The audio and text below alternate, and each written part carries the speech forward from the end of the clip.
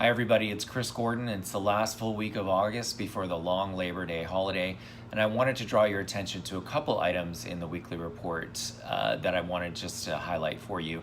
The first is that the last and final Health District Director interview will be held this Thursday here at the Health Department. After that, we should be moving pretty quickly to fill the vacancy so that we have a good leadership team in place and we can move forward quickly. The second thing, and actually probably the most important thing I wanted to bring to your attention, was this past Saturday, we had an event at Bayside Enoch Baptist Church here at the beach, and we partnered with Pastor Daniels and his faith-based community to reach out to help increase the rates of Tdap vaccines, which stands for tetanus, diphtheria, and pertussis, the Tdap acronym, to offer that to rising sixth graders as required by state law. And that was the initial premise of that visit, but we also took advantage of the opportunity to meet with folks in that community to talk all about what the Virginia Beach Public Health Department does. And then at the last minute, we also decided to include the dental program. And so we actually borrowed some of the remote equipment from the Office of Family Health Services back in Richmond and brought that down here.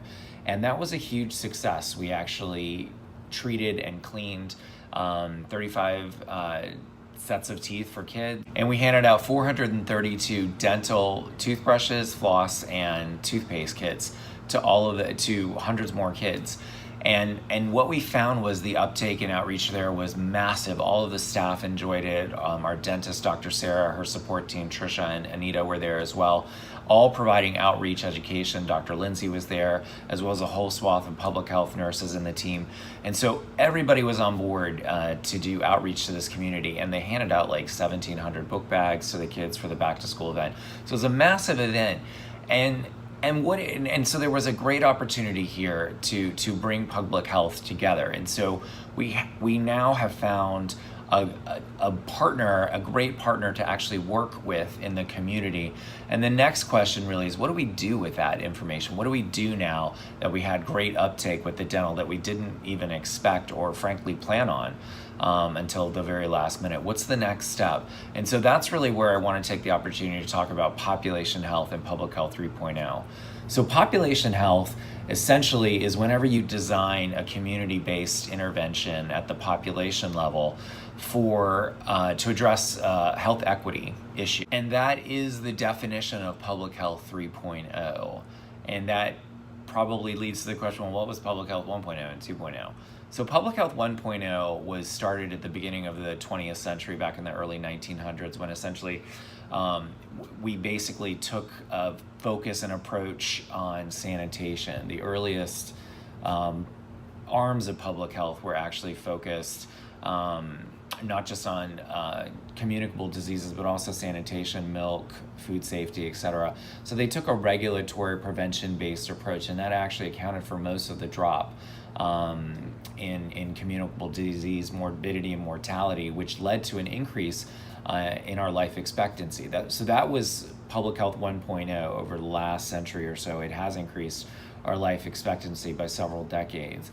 Public health 2.0 added on to that and added vaccines, so long-lasting interventions that could affect and be passed on in the community to reduce, again, the morbidity and mortality of the disease burden that affects individual health as well as population health. So public health 3.0 is taking that to the next level, and that's basically what the Housing Resource Center did this past week when it opened here in Virginia Beach, and that was under Andy Friedman's team here in the city. And they took a community health, public health based approach, public health 3.0, to look at a public health issue, a health equity issue, and envision it with wraparound services there in that 60,000 square foot facility. And you can click on the link in this week's weekly report to find out more about the Housing Resource Center here in the city. And it takes a population-based view for this issue, the crisis of homelessness in the population here at the city. And this is the largest city with the largest population in the state. And they've taken this strong step, and that is a public health 3.0, a population health intervention. Those are the types of things that make widespread, significant cross-cultural, cross-boundary differences in the health of individuals in our community. So that's the type of approach that's been pioneered here at the beach, and that we have the opportunity in front of us now with our experience at this past Saturday at the Enoch Baptist Church. So stay tuned for more information. You'll be hearing more about that, but I just wanted to share with you some of the great things actually that we've had going on. And lastly, as we head into the Labor Day weekend, just think about over the last year, the last 6 months, all of the work that this district has done. And it's been my honor and privilege to work alongside of you over the last 6 months and see all of the great work that you're doing. And so I am humbled and honored to have had that privilege. And so thank you for that, and enjoy your holiday this weekend.